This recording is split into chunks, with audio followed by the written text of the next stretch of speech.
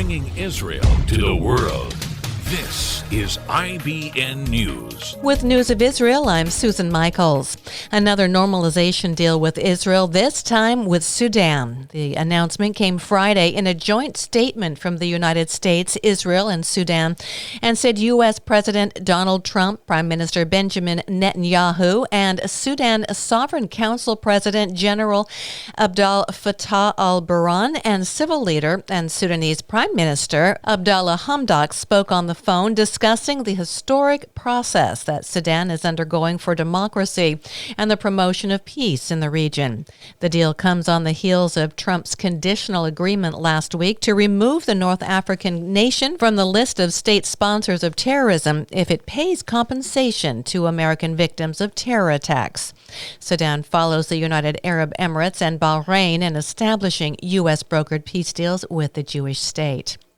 A wide number of Arab states welcomed the announcement that Sudan and Israel will normalize ties. In a foreign ministry statement, the United Arab Emirates reportedly said that Sudan's decision is an important step to boost security and prosperity in the region. Egyptian President Abdel Fattah al-Sisi, whose country was the first Arab state to make peace with Israel in 1979, said, "I welcome the joint efforts by the United States, Sudan, and Israel." However, Palestinian leaders responded.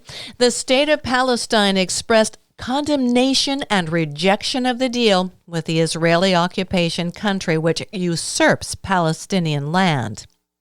According to Professor Roni Gamzu, Israel's coronavirus czar, he will recommend that the government not ease the nationwide lockdown any further until more Israelis are tested for coronavirus. Gamzu said, "I want every municipality to know that if they have, say, 20 verified carriers at the moment, they should multiply that number by 100 and conduct 2,000 tests." And despite regulations, an Israel Railways cross-country train was overloaded early Sunday by Israelis headed to work. The railway said the problem was an isolated incident due to a smaller train being used.